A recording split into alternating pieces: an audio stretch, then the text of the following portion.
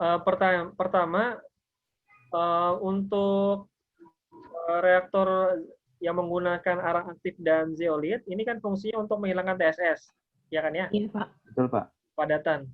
Kira-kira TSS itu dalam proses ini apa yang terjadi? Filtrasi kan ya?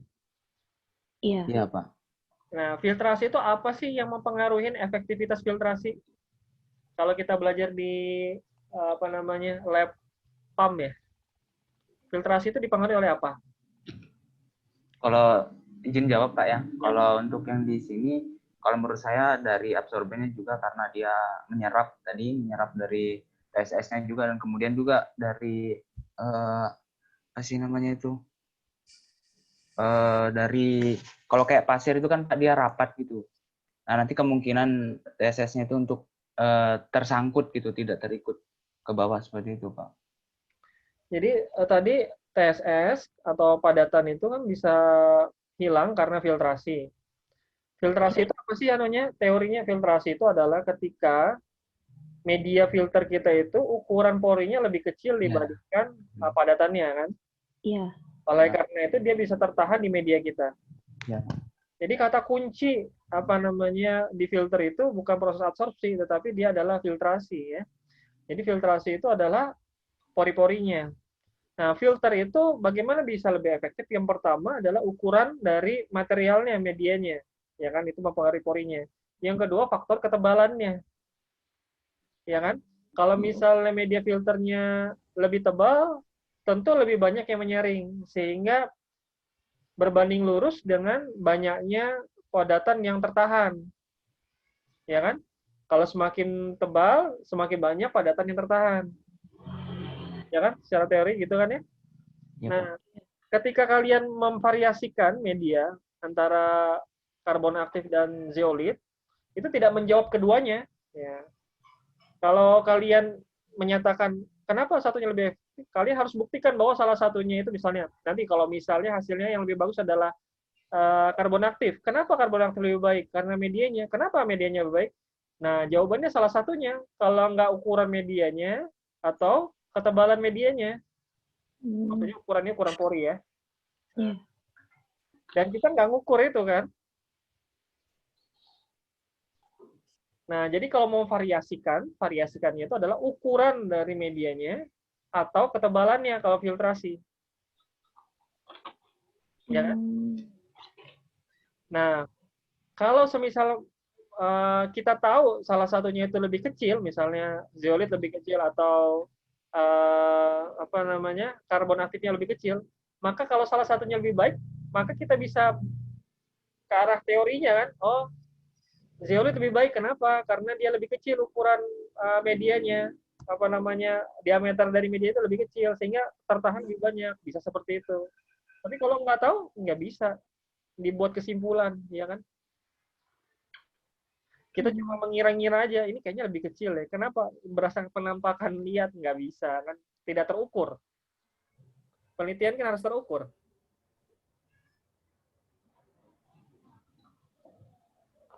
Nah, itu dia. Jadi kalau kalian mau memvariasikan filter yang agak lebih efektif itu salah satunya ya. Gunakan satu media saja, tapi ketebalannya diatur. Atau gunakan dua media, tapi kalian tahu ukurannya.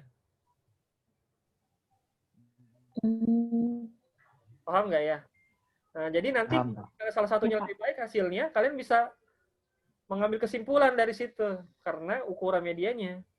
Atau satu media saja, tapi ketebalannya diatur. Ya kan? Logis nggak ya? Iya, Pak.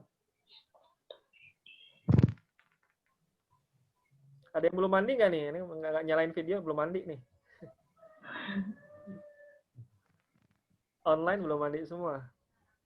Oke, dari sini ini untuk filtrasinya ya. Iya, Pak.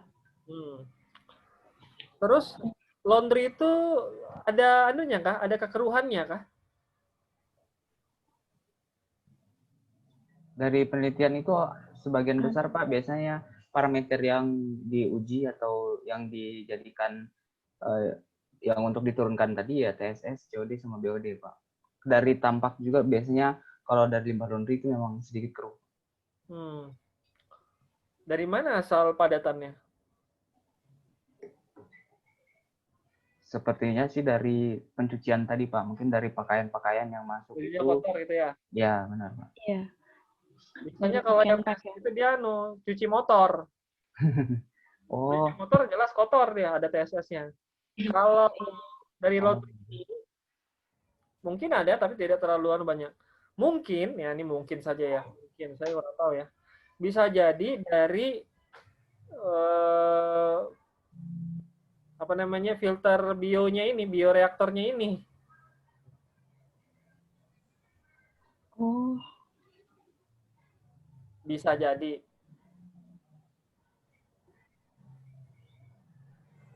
Nah, kenapa saya sampaikan ini? Nanti akan menentukan tahapan. Maksudnya begini. Kalau semisal padatannya itu berasal memang dari sampel awalnya, ya nggak usah filternya kedua, filternya yang pertama dong. Kalau misalnya memang dari sumber sampelnya, misalnya sampelnya memang ada padatannya. Jadi kita bersihkan dulu padatannya sehingga tidak membebani filter yang selanjutnya. Paham nggak ya? Jadi kalau kita di proses pengolahan air, biasanya padatan dulu dihilangkan. Baru proses biological treatment. Kenapa? Karena padatan itu akan mengganggu proses biological treatment-nya, pengolahan biologinya. Ya kan ya? Nanti pengolahan berikutnya menjadi terlalu, terlalu cepat jenuh. Kalau jenuh, akhirnya harus dibersihkan lagi, dan seterusnya. Jadi biasanya, itu yang harus kalian harus bisa, kalau menentukan tahapan itu adalah tentukan mana yang bisa lebih efektif.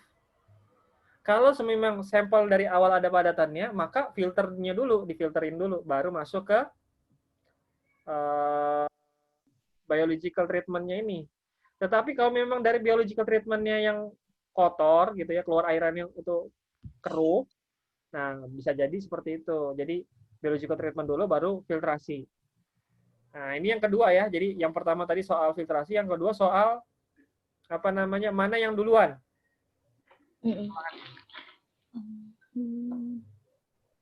Oke. Untuk yang biological treatment tadi medianya apa aja? ada pasir sama kerikil, Pak. Pasir sama kerikil. Oke. Mm-mm. Jadi ini kan pasir.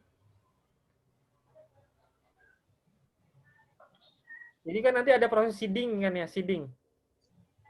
Ini berarti suspended grow kan ya? Iya, Pak. Kalian perlu aktivasi dulu kan ya? Seeding kan diaktifasi dulu agar dia muncul mikrobanya. Iya, Iya, iya, Pak. Pak. Berarti kalian harus dulu kan? Buat dulu kan ya? Di tempat yang terpisah dulu ya? Iya kan? Atau langsung di filternya nih kalian masukin airnya, tutup kerannya? Kalau dari beberapa penelitian yang kami lihat, Pak, dia langsung di filternya, langsung di Langsung di reaktornya. filter ya? Oke. Iya, Pak. Berarti masukin medianya, masukin air limbahnya, lalu Iya, Pak. tunggu sampai muncul bakterinya. Iya, Pak. Ya, oke. Pertumbuhan mikroba itu didukung oleh apa? Nutrisi. Nutrisi. Nutrisi, Pak. Nutrisi satu, oke. Apalagi? Lingkungannya, Pak, mendukung apa tidak? Ya, lingkungan itu apa maksudnya? Ini Dari pH. Ini berarti, Pak. Hah? Aerob atau anaerob? Suhu. Aerob. Aerob, ya kan? Karena terbuka kan ya? Iya. Tapi kalau aerob dia butuh apa? Oksigen. Oksigen. Nah, berarti dia dalam prosesnya itu perlu oksigen untuk bisa mendukungnya kan ya? Ya. Nah, jadi harus make sure ya. Pertama nutrisinya, oksigennya, ada temperaturnya, dan seterusnya. Kalau temperatur ya temperatur ruangan saja kan kita ya, tidak perlu mengatur. Nah, untuk seedingnya ini, kalian kasih nutrisi nggak ya? Kalau dari penelitian-penelitian, Pak, dikasih nutrisi. Nah, kalian kasih nutrisinya apa dong? Suruh nyari sendiri bakterinya makanan. Nggak bisa kan ya?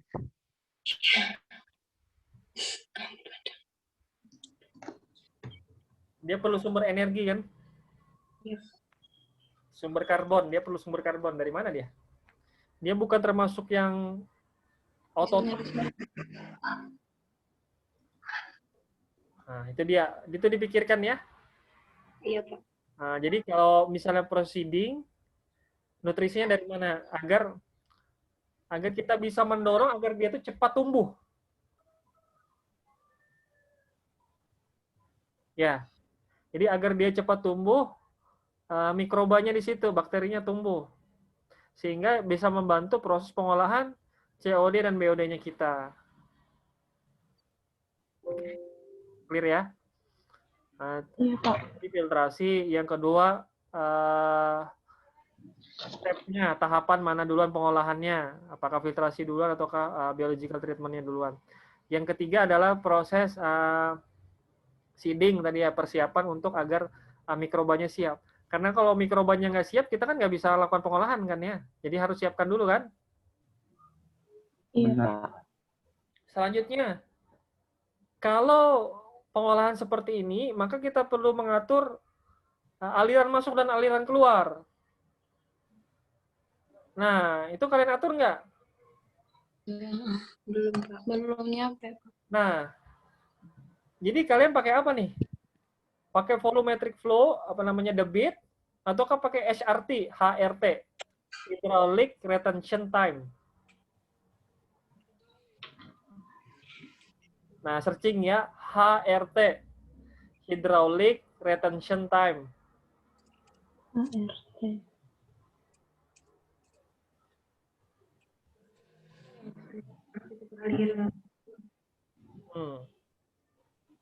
Karena ini kan continuous flow. Nah, kalau continuous flow ada aliran masuk, ada aliran keluar. Nah, kalian ngaturnya itu di mana? Nah, aliran masuk kah, aliran keluar kah, dan seterusnya. Atau pakai tidal. Tidal itu misalnya gini, tidal itu kemarin nonton nggak ya? Saya jadi moderator nggak nonton ya. Nah, itu bagus loh treatmentnya. Kalian nonton YouTube ya, tapi memang pakai bahasa Inggris. Jadi kayak gini dia, pakai tidal tuh. Pertama, dia masukin dulu airnya pada ketinggian tertentu.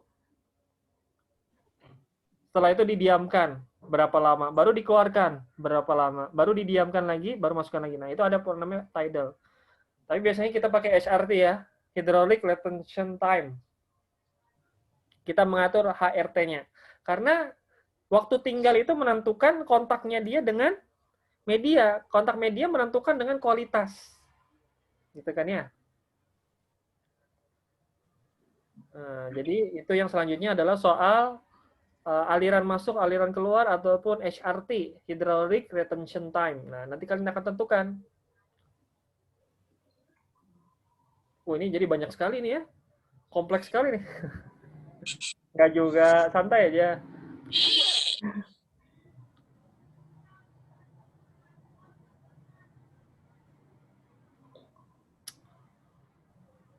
Dari sini, kira-kira ada yang mau ditanyakan? Jangan nanya yang saya tanya ya. Jelaskan HRT. Dari sendiri, ya itu udah mata kuliah apa itu ya HRT itu ya? SP ya? Atau pengelolaan air limbah? Udah dong pasti. Buka catatannya.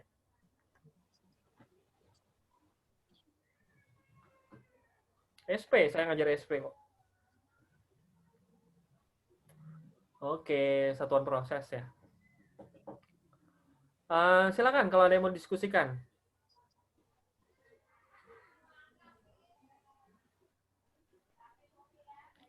Terakhir, kalian bisa nguji COD BOD kah?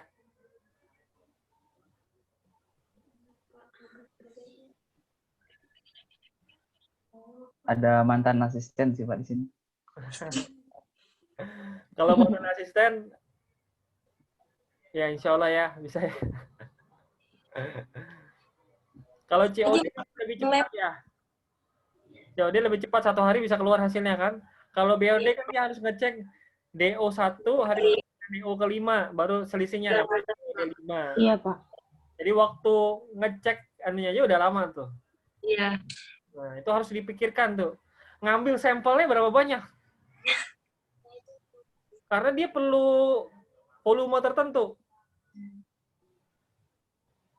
Nah, jadi kalian harus pikirkan dari start sampai finish. Berapa aliran masuk, berapa aliran keluar, berapa ngambil sampelnya, dan seterusnya. Oke? Mau nanya, Ya. untuk misalnya kita mau penelitian di lab, apa bisa nggak, Pak? Nah, itu saya kurang tahu. Tapi sepengetahuan saya izin ke Pak WD1 apa ya?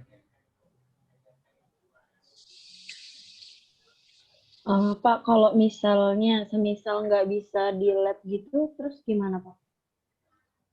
Ya gimana ganti? Penelitian yang permodelan aja. Hmm. Kemarin Pak, kalau tidak salah ada disampaikan Pak Edi itu, jadi karena kondisi pandemi seperti ini, untuk nanti uji akhir, penelitian akhir itu, yang uji hasil itu katanya sebagai nilai tambah aja Pak. Jadi alatnya jadi, ada laporannya itu yang paling utama. Kemarin Pak Edi seperti kalau tidak salah nyampaikan. Desain aja Pak diminta ya. Ya Pak, jadi kalau hasil itu, kalau misalnya mau diuji, itu lebih baik, tapi kalau tidak diuji juga tidak apa-apa. Nah, kalau begitu kalian harus buat tuh.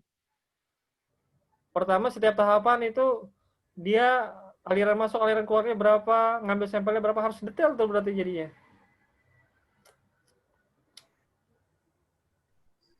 Nanti saya share ya, mata kuliah saya SP tentang desain reaktor.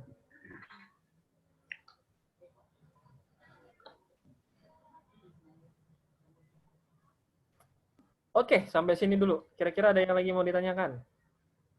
Berarti desain reaktor aja ya, oke. Berarti nanti kalau kalian tentukan desain reaktor itu adalah dimensinya, aliran masuk, aliran keluarnya berapa.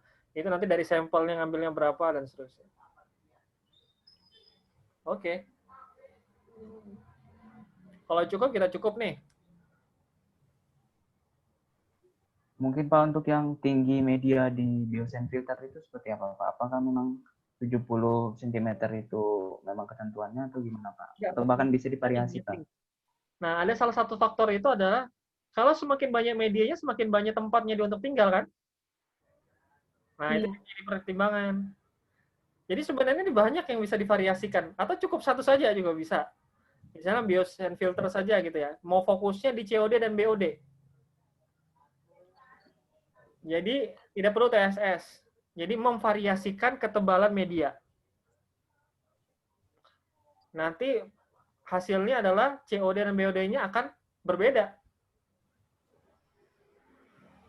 Jangan asumsi semakin tebal medianya, semakin banyak bakterinya, semakin banyak yang terolah.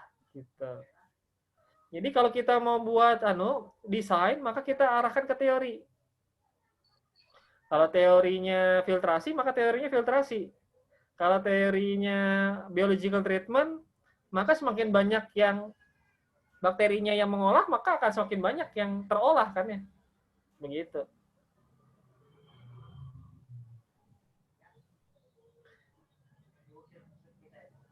Jadi apa namanya, harus linear ya antara tujuan dengan apa yang kita lakukan gitu.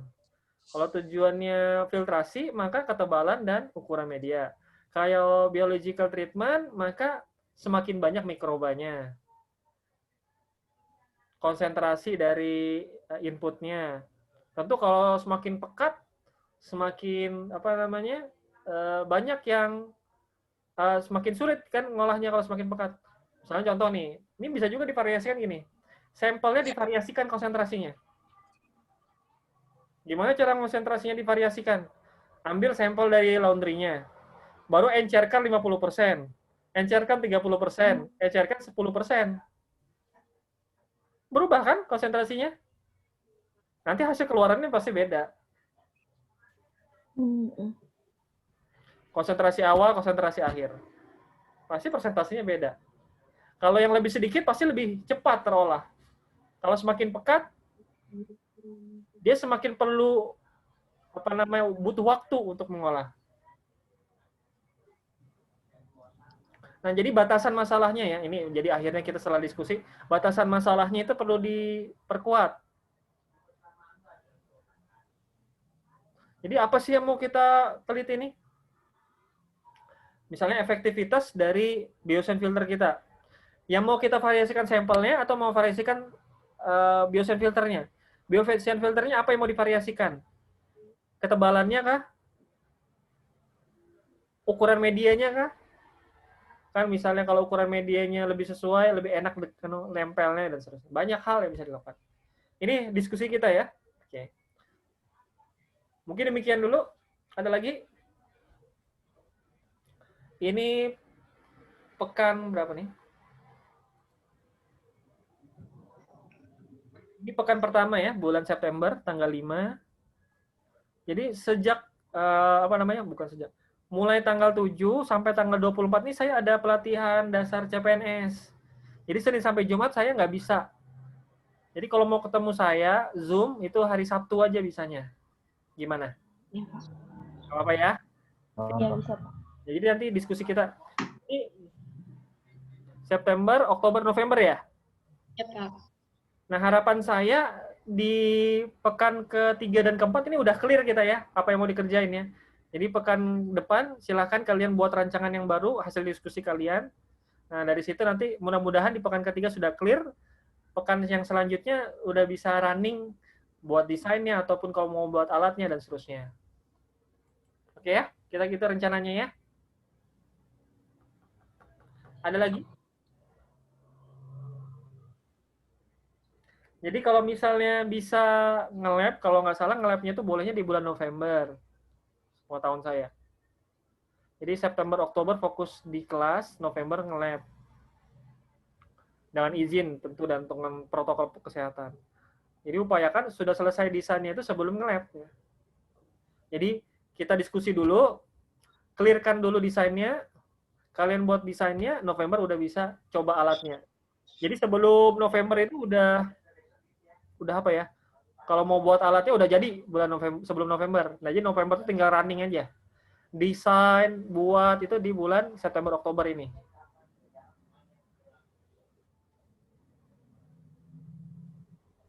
Saya mau tanya, Pak. Silakan. Kan sebelumnya kami mendesain ini kenapa sampai ada 2 alat dari yang filter Biosen sama yang filter di bawah kan karena mau mengacu pada peraturan kalau TSS juga harus diolah. Jadi sebenarnya boleh Pak ya, berarti kalau TSS-nya tidak diolah tapi hanya fokus pada satu alat. Boleh dong. Jadi kan kita berbasis apa namanya batasan masalah.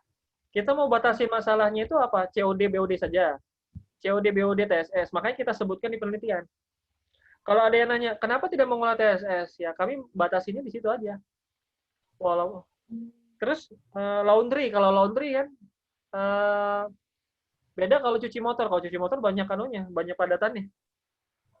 Jadi banyak apa namanya reasoningnya yang bisa kita sampaikan. Kenapa kita membatasi masalah tersebut? Sumber daya dan seterusnya yang juga jadi pertimbangan. Ini Ari ada nih, katanya sakit Ri.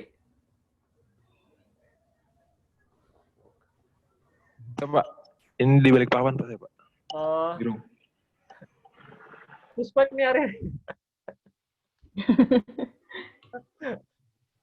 Sehat-sehat Ri ya.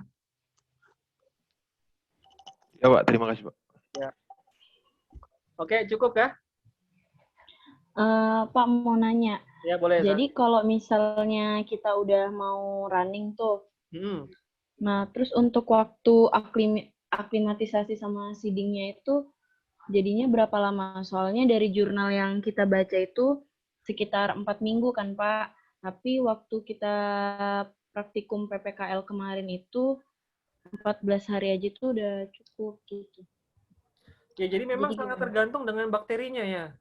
Kan kita melihatnya tuh adanya biofilm, licin gitu. Nah, jadi kita tuh mensupport agar dia bisa tumbuh. Memang jadi gini, kalau biological treatment itu memang agak tricky ya. Kenapa? Bisa cepat, bisa lambat. Ibaratnya kayak orang nanam tanaman lah, ada yang cocok, ada yang enggak. Nah, jadi sangat tergantung dengan apa namanya keberuntungan, performa kita dan seterusnya. Jadi memang harus support. support agar dia cepat tumbuh. Kasih makanan, kasih oksigen agar dia cepat tumbuh. Gitu. Jadi kalau waktunya saya tergantung bakterinya kalau saya jawab ya. Bisa cepat, bisa lambat tergantung. Jadi kita support semua. Oksigennya kita support. Makanannya kita kasih support. Misalnya apa, ada stimulannya kan. Ada suplemennya gitu kan ya. Ibaratnya kalau orang mau berotot itu kan makan proteinnya lebih banyak gitu. Agar lebih cepat jadinya gitu. Nah, atau mau gemuk ya makan karbohidratnya banyak gitu. Jadi tergantung ya. Tergantung dari asupan gitu. Tergantung bakteri. Kan ada bakterinya yang kan perlu di nggak mandiri kan. Jadi harus tapi ada yang bisa dengan tumbuh dengan sendirinya ya. Jadi tergantung ya. Iya, Pak. Ya.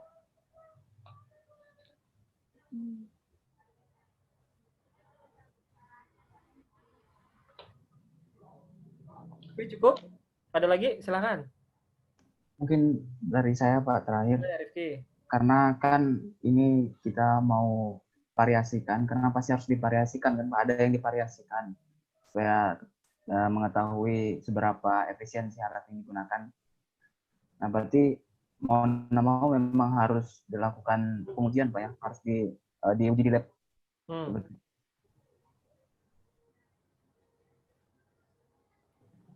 Iya, tapi katanya Pak Edi kan desainnya aja udah baik ya.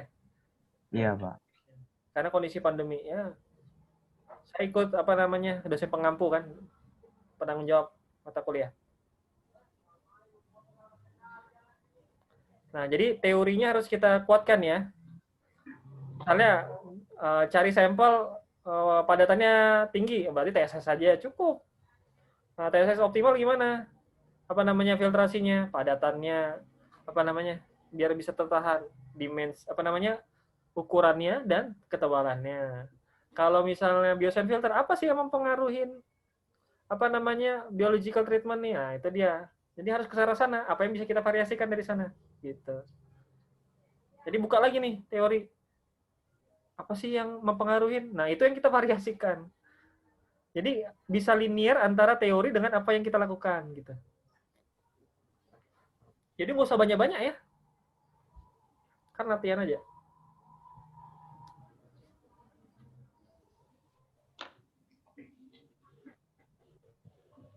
Oke, cukup ya?